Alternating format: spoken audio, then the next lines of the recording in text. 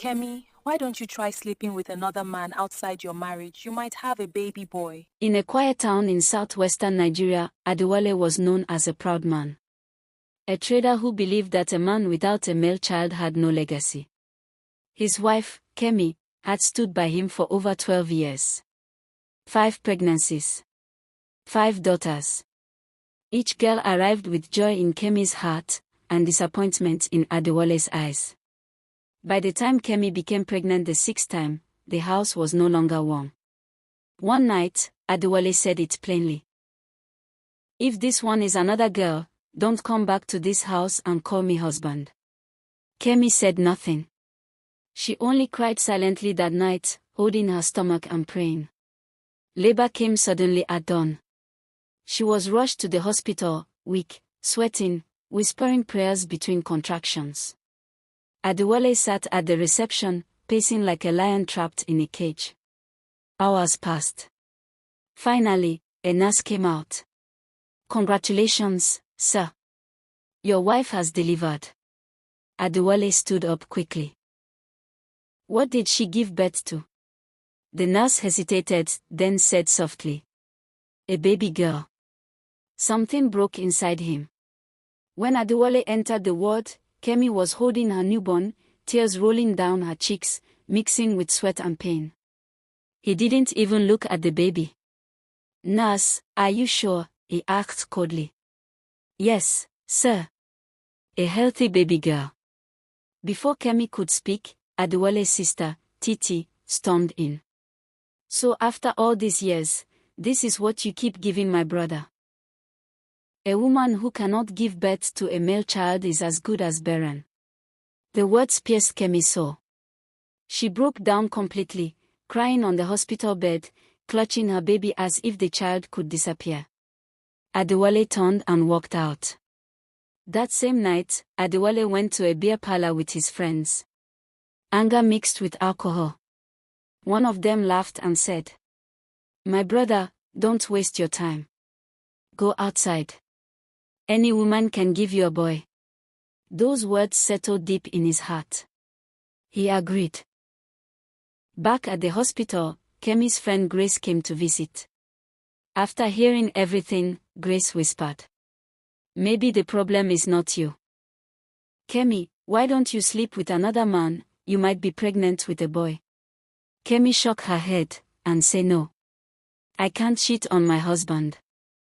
Months later, Adewale brought another woman home, Rita, smiling proudly, already pregnant. He announced boldly, "She is carrying my son." From that day, Kemi's suffering doubled. She was treated like a servant. Insulted daily. Starved of love. Titi ensured she never forgot her failure. Rita gave birth on a rainy night. When the cry of a baby boy filled the hospital ward, Adewale shouted with joy. For the first time in his life, pride filled his chest. He lifted his hands and laughed like a man who had conquered the world. "I have a son." The news spread like wildfire. Neighbors gathered. Friends came with drinks. Even those who once mocked him now bowed in respect. His sister Titi danced around the compound, shouting, "At last! The rightful heir is here." Kemi stood in one corner of the room, holding her own baby girl tightly. No one noticed her tears. No one congratulated her. She had become invisible in her own home. The naming ceremony was loud. Adewale spared no expense. Cows were slaughtered. Musicians were hired. Money spread like water. He danced in the middle of the crowd, carrying the baby boy high in the air. "This is my son. My blood. My legacy." Rita smiled, receiving gifts and praise, her heart beating fast, not with joy, but fear. Kemi watched silently. Not a single word left her mouth. 1 month later. Exactly 1 month later, the baby fell sick. At first, it looked like a normal fever. By midnight, the baby could barely breathe. Rita screamed, and the house was thrown into chaos. They rushed the child to the hospital. Doctors worked through the night. Then a doctor came out and said words that would change everything. The baby needs blood urgently. The father should be tested immediately. Adewale stood up confidently. I am the father.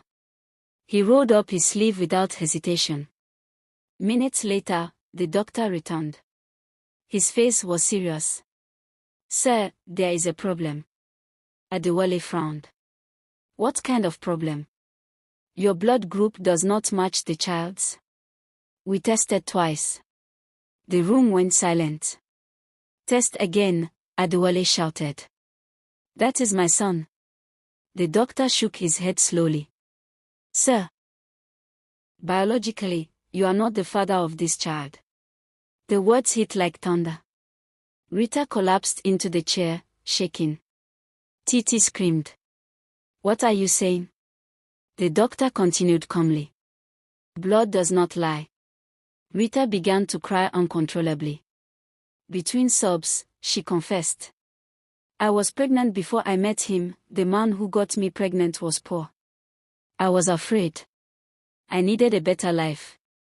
Adewale staggered backward as if someone had slapped him. The son he celebrated. The money he spent. The pride he carried. All lies. Adewale remembered Kemi. Her tears. Her silence. Her loyalty. He remembered how he walked out of the hospital while she cried on a bed, holding his two children. He fell to his knees. I destroyed my own home because of pride. Kemi stood at the doorway of the hospital ward. She said nothing.